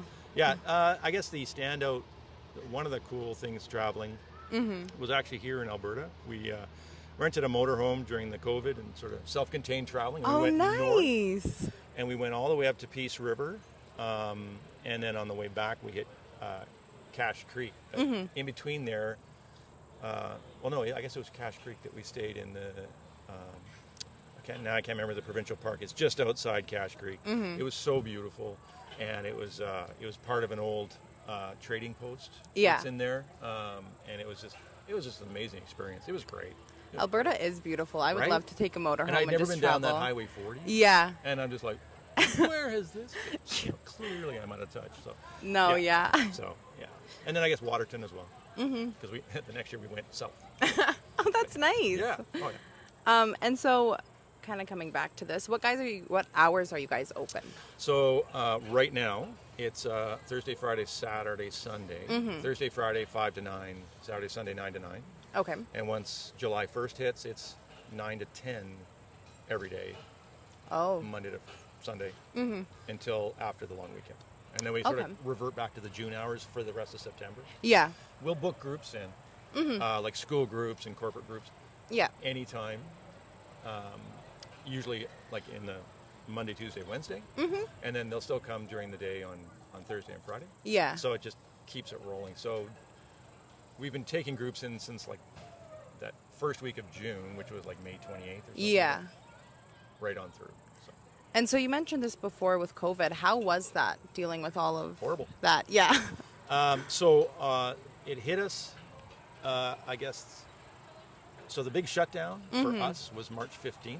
Yeah. And that was, well, okay, we dodged a bullet because that's the end of our season. Oh yeah. And then we were 8 weeks at home, and then that's when we said, well, now what are we going to do? So the summer, all the weddings had to be canceled. So that's when we developed the Target Golf. Yeah. And the little patio out front. And then the sluice came along, and so we've kind of been evolving. Yeah. And then once everything started opening back up again, that was obviously better, and then, skiing got a lot better and busier. Yeah. This is really what I'm looking for. That's good. And so what should people expect coming to Snow Valley Park and the Aerial Park? Oh, just have a lot of fun and at your own pace. Mm-hmm. That's the other thing. Like, I mean, you only have 2 hours in the tower, but I mean, you can still have fun and just take your time and, hey, look what I did. Yeah. If you have a fear of heights, it's, go on the first level and just sort of challenge yourself, right? Yeah, 100%. 100%. If you want to just back up, you can do that too, right? Yeah. Again, you're not rushed. You're not, there's not someone behind you going, hey. Yeah. Move. There's enough where everyone has kind of their own space. Yeah. And there's enough to do for all ages. Mm-hmm. So one of the things we also did, and we had help from grants from like the provincial government and other organizations, we built some sort of playground equipment. Mm-hmm. So if you have kids that are here and they're finished, or you're still up there but you have smaller kids, there's stuff for them to do while you're hanging out, and you're not in a harness. Nice. It's just playing around. Yeah. And then the campers also have access to that, sort of as a added value for them to come by. Yeah. And also, like, 2 hours is a long time. Like, once you're up there, you kind of realize, like, woof, like, that's a bit much. I think that's a good time. An hour and a half workout is an hour and a half workout. 100%, yeah. Especially a day like today. Yeah. Super hot. Yeah, the next week coming up is going to be, you guys are going to be busy. Yeah. And is there something that people should bring to the park that would kind of help out their experience at all? What should they bring? Well, I mean, for the tower, it's, sort of the finger wagging, closed-toe shoes. Yeah. Sturdy ones. Make sure athletic wear is helpful, but just even, clothing that you can move around in. Yeah. That would be for the tower. Otherwise, just bring a great attitude and a sense of fun and a sense of adventure. Yeah.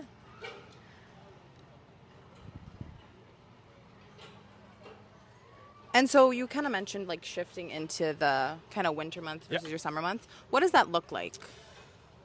So some of the items they'll take off the tower. So we'll go from summer to winter. They'll take some of the sort of items that have like mechanical pieces in it. They'll take those off. They'll actually wrap a fence around it to make sure it stays safe and no one climbs on it. Yeah. We have different tables altogether that have to go back up into the lodge, and our sort of day lodge is on the second floor. On the bottom floor is our guest services and rental shop. Yeah. So that gets all cleaned up and tidied up. And we remove all the round tables and nice chairs and put in like basically folding picnic tables. Okay. They're kind of industrial. Then of course all the maintenance on the lifts. So there's 4 lifts, there's 2 chairs and 2 carpets. A lot of testing, a lot of regulatory testing that has to be on every single year before anyone jumps on it. 100%. And then snowmaking, of course, that's something that you just sit there and wait like a hunter, like now, no, okay, go. And so once that's going, it's just like no one talks to operations for like 2 weeks because they'll work around the clock to get snowmaking done. So then we're up and running, and so then at the end of the season, it's you just let it melt. And eventually you have to take some of the chairs off, and then this starts they'll do all the maintenance. We have to get someone in to inspect it. Okay. From the manufacturer, and then we just go around and make sure all the things are safe. Read the inspection report, say, okay, we need to fix this. Yeah. Stain parts, because there's wood everywhere, so we make sure we stain it. We get the sluice back together. It doesn't really get taken apart, but again, maintenance, clean it out. The golf, which all the tee boxes are actually under the snow the entire season. Oh. So once they are uncovered, then they'll level them out. They'll put the green grass back on. Yeah. Yes, it's fake. Sorry. Oh no. Targets go back up. Again, they're checked. Like we just printed a bunch of new ones this year. Yeah. And then we set the patio back up. And so the Creekside Eats food outlet. Yeah. It's actually a trailer, and so we'll drag it from there back over to here. Oh, that's nice.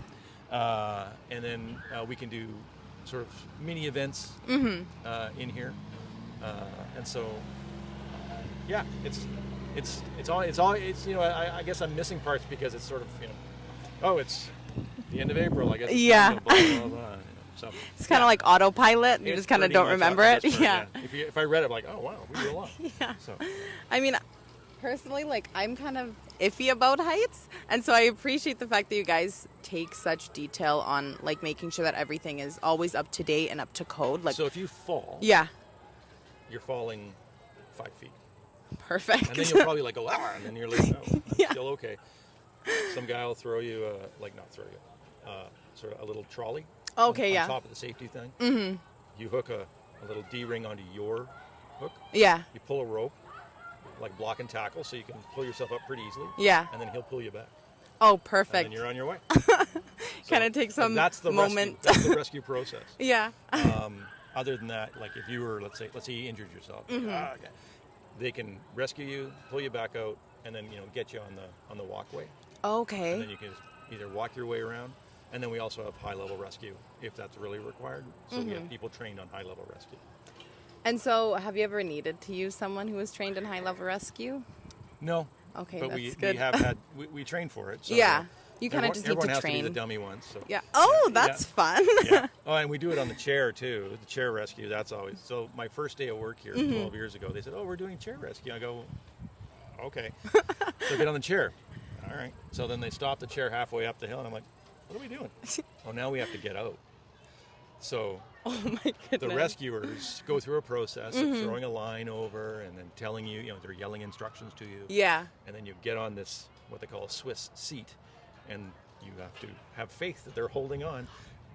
And then you go out, and then they lower you down. Oh my goodness. Once you've done it, you go, that was pretty fun. Yeah.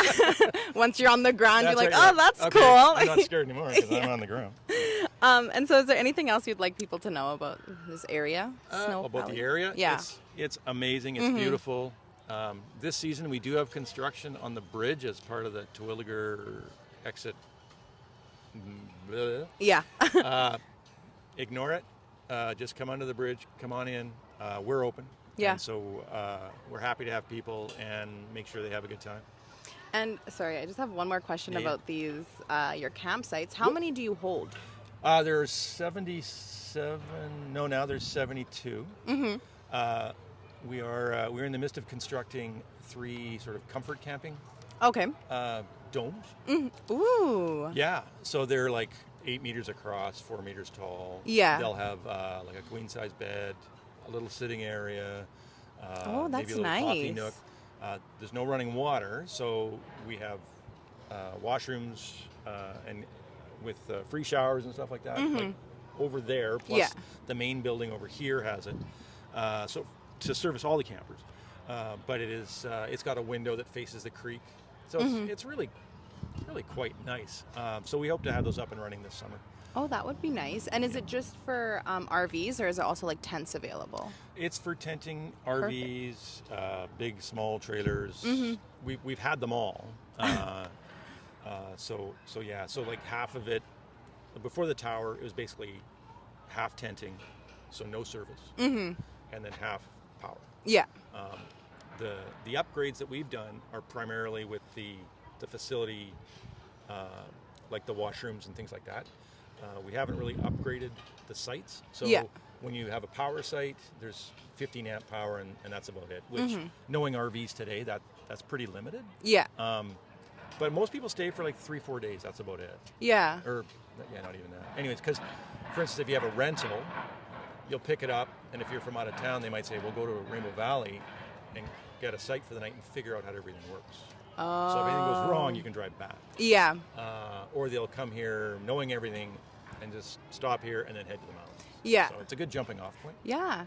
And then this is the last question I have for you. What is the best piece of advice you've received throughout your life? Yeah, I saw that question. I was like, best piece of advice. You know what? I keep an open mind. Yeah, that's good. Yeah. You never know what's going to come next. So. 100%. Thank you so much for sitting down with us. Oh, happy to do it. So we're in Creekside Eats. This is sort of our formal patio. It's a licensed area that we run during operational hours only. As you can see, kind of things are strewn about, but we will set up the pallet furniture. We have some other summer furniture we have, so you can just sort of chill, as it were.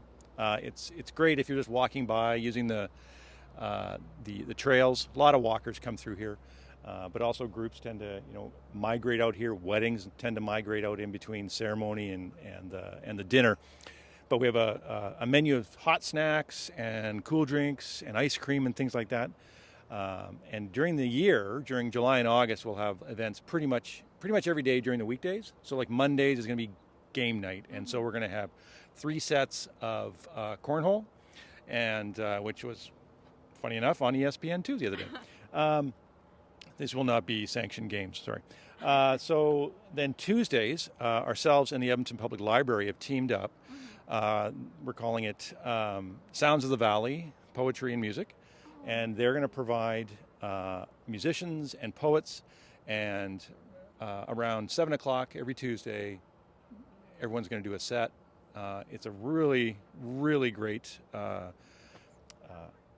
platform for the artists, definitely. But also, last year, our first year doing it, and we averaged about 65 to 70 people, which makes this space seem pretty full. And so that was a lot of fun, and they were just so pumped to do it again, so we're doing it again.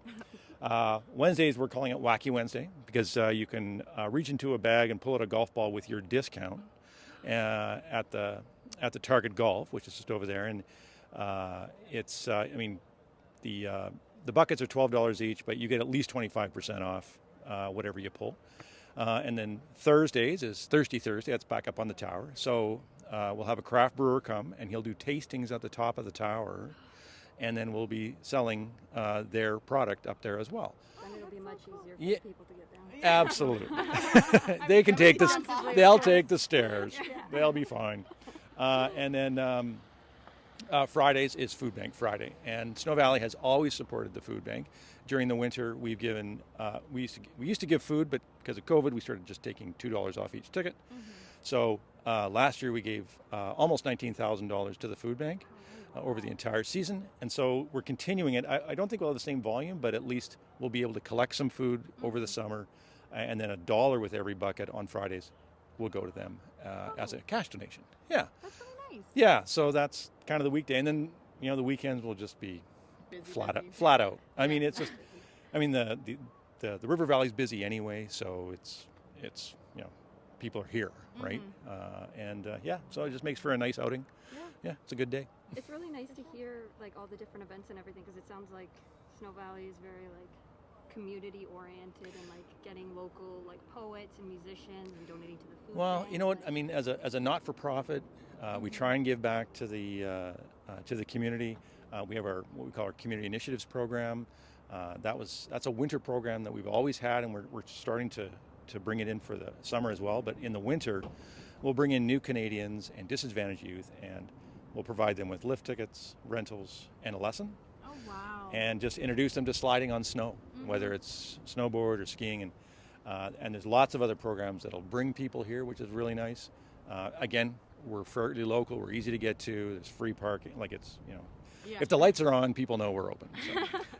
So, for the summer, it's a similar program where we'd bring new Canadians and disadvantaged youth to the tower and just experience just being outdoors and having fun and swinging a club at a novelty driving range. So yeah, it's all about fun and just having everyone come out.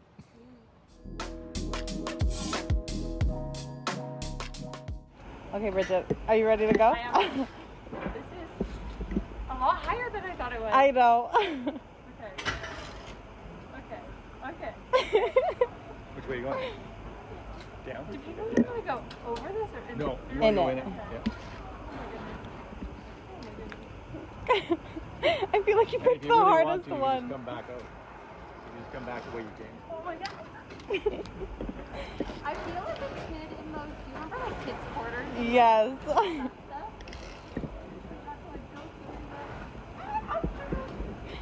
Bridget, you're doing great. We believe in you. Yeah, we do. We're your biggest fans.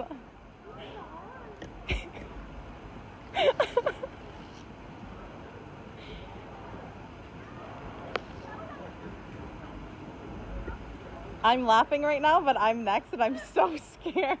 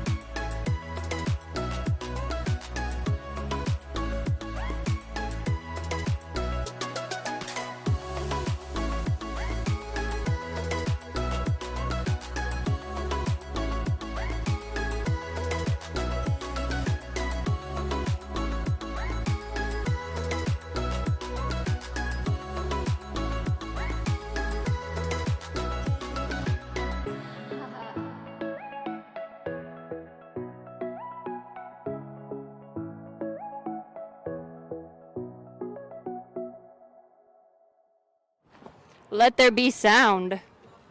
I think. Yeah. Alright, everyone. Sorry there's no audio for the first half of this video, but you know what? It's okay, because we're back. Get an action shot.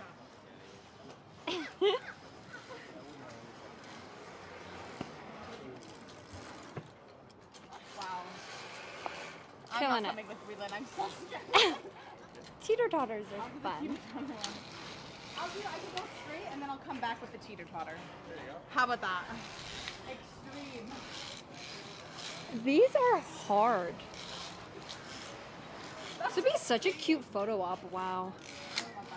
You aren't allowed your phones. No, you are not. For very good reason, because they could very much fall. But everyone, I just want to tell you, you saw me fall flat on my butt in the black round, because black, like in skiing, it means it's the hardest, the color. So like, for example, that's, oh, I'm sorry. It's fine, whatever. So for example, that one's blue, so it's like easier but harder, because the green is the easiest. You're fine. Anyway, I tried one black one and I humiliated myself multiple times. So that was cool and very fun. But it's okay, because you know what? You live and you learn. So now we'll watch Rochelle. You got this, Rochelle.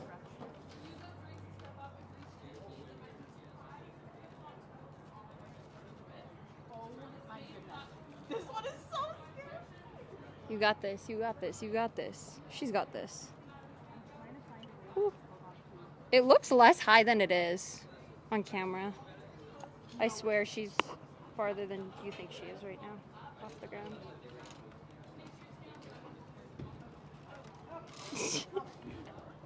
You're doing great, sweetie.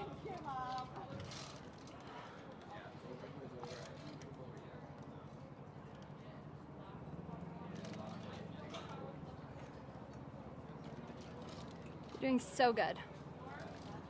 Smile.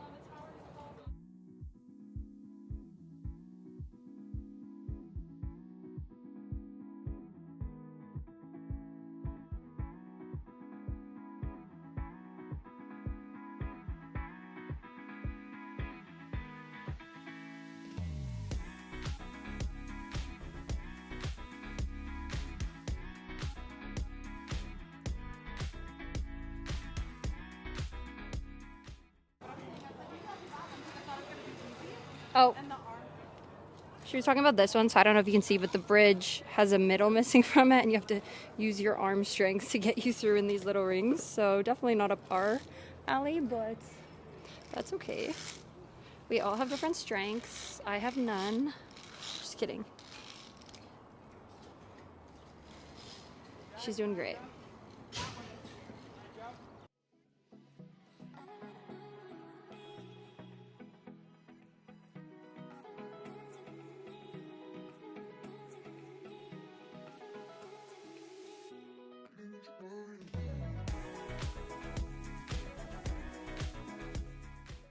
Did you just cross yourself?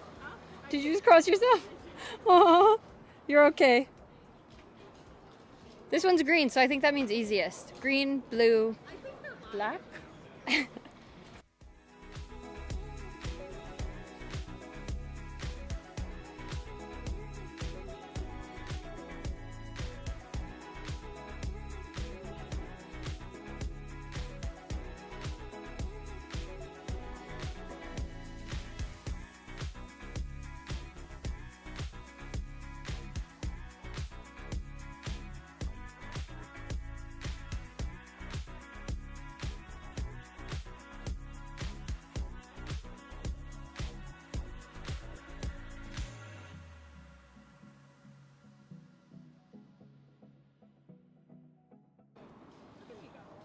You got this.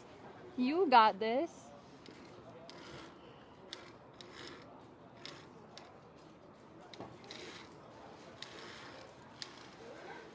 And time.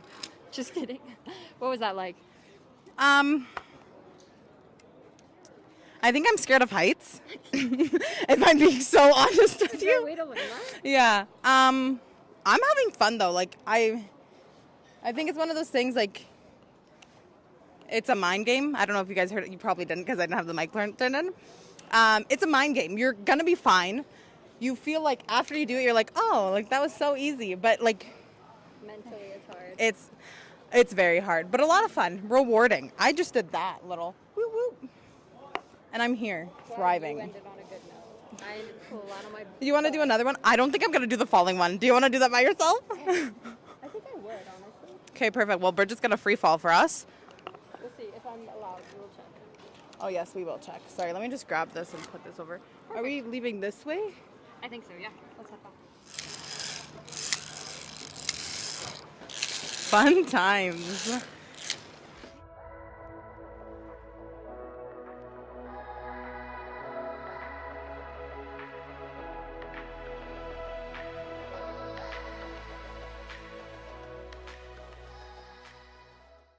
I'm doing one of the final, there are so many challenges. So there's 3 levels, as we've talked about. This is the 3rd level that we're on. It's beautiful up here. But I'm going to be doing a free fall drop. So we'll see how it goes. I'm trying to redeem myself after I embarrassingly sat falling on my butt like 4 times when I tried to make it through one of the black levels. So perhaps this will go better. But I guess we'll see. Hopefully. I didn't even do one of the blocks. And I was terrified. I think the highest one I did was a blue, which is the 2nd level. And yeah, no, not so pretty. It's a lot of fun though. It's so much fun. Like I can't get over how fun it is. I'm just a scaredy cat and I'm literally scared of heights. So love it. Really fun. Really great workout. Yeah. I'm already sweating and Yeah. we've done like a couple. Yeah, no, we've done like 3 and I'm like You'll definitely get your cardio tap out. in. Yes, 100%. Yeah. Definitely your steps in too. There's lots of that. I don't know if Bridget mentioned, they do recommend you set like a time online. Just so then you have like a guarantee that you are going to be able to come and play on the aerial park, because sometimes it's really busy and you won't have time to do it right then. You need to wait 4 hours, and that's no fun. Who likes to wait? So you want to have the best experience possible.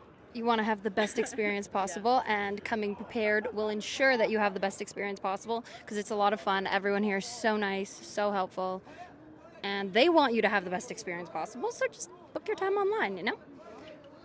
book online. Don't look down, look out. And step. Oh, that's good advice. And step.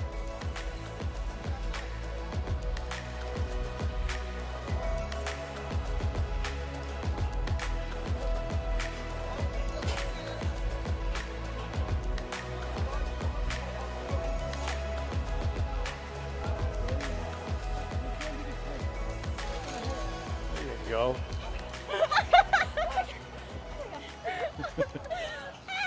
Hi everyone, we're back. I hope you can hear us. We have to have the windows open because of how hot it is. Because of how hot it is outside. It's very hot outside. Very, we're in a very heat wave hot. like we said before. Oh my gosh. Wow. If you have like a day or need a fun activity, like whether it be date night or like friend Just like time, a girls' night, yeah. family trip somewhere. Yeah. Guys, that was so much fun. Absolutely terrifying. I was so scared to do that jump. I'm not even kidding. I have like gone cliff jumping. Is that what it's called? When you jump off a cliff into water. You've done that before? In Mexico. And That's I wasn't freaking that dope. scared. But maybe it's because like here you see the not ground. water. Yeah, it's Yeah. not water. But it was super fun. Exhilarating. Felt like a boss. She looked like a So- boss too. I was I the hope. one, I'm so annoyed. I was the one who was like, we should do that. And then I backed out because I guess I have a fear of heights. I don't know if I have a fear of heights or if I'm just scared that the thing's gonna malfunction. I'm Thank you scared for of, like, putting that thought in everyone's head, Rochelle. Pause. It's not going to malfunction. not. Honestly, I felt very safe. It's They so safe. take you through everything. Everything's There's like like the triple clips checked. that you have. So you have 2 clips, like he was explaining. You can't get both of them off at the same time, which honestly, no, everything about it, like you feel really safe. And I did, like, if I didn't feel safe, I wouldn't have gone on those 3 obstacles I did. But If I didn't feel safe, I would not have jumped off. yeah, no, it's very safe. And next time I come back, we're gonna do more. I want to do at least one or try a black one. They are very difficult. I did the one black one and I didn't even do it. I couldn't get past the first like little thing. You need to be, this is It's like hard. a warning right now. There's a lot that you need to be very strong with. And I feel like we didn't go in like physically strong. We didn't go in thinking that you needed to do that. And so you go like the one with Bridget, like if you don't have your core tight, you're not doing it. Like you're falling. Or there was ones where it's like a little, like they tied a rope and you literally hold on to like the little nubs of the rope. I don't know if you saw that one. And I'm like, who's gonna do that? Like what? Like that's insane. Oh, and you have false nails, so that might also be hard. That's why we're gonna say that's why I didn't do the rainbow one. Yeah, she couldn't do the rainbow. She has nails. So, yeah, very challenging, very fun though. Yeah, a lot Not of fun. only mentally challenging, but physically challenging as well. Yeah, it was push hard. yourself out of your comfort zone. You do, and I think too, we were talking a bit about team building and confidence building, and it is a very big, like, being supportive of each other and finding out you can do things you didn't think you could. Some of those ones that I tried, I couldn't do. I knew I couldn't do them, but I tried anyway. You tried. But some of the ones that I did, I didn't know I could do, and it was a learning experience, and it was fun. And they also have the golf, Target Golf, and they also have the mining, which we didn't get the chance to do, but and they have a little food area with like food and drinks. Like so it's like a cute place. Back. Definitely to come back. Yeah. Definitely 10 out of 10 recommended, and everyone was so kind, very sweet. Very nice team. Edmonton is full of really, really awesome people. So. Yeah, you just need to go looking for it. And look, you don't even need to do anything. We're doing it for you. Exactly. Now you just have to listen to us, take our advice. 100%. Yeah. Thanks, everyone.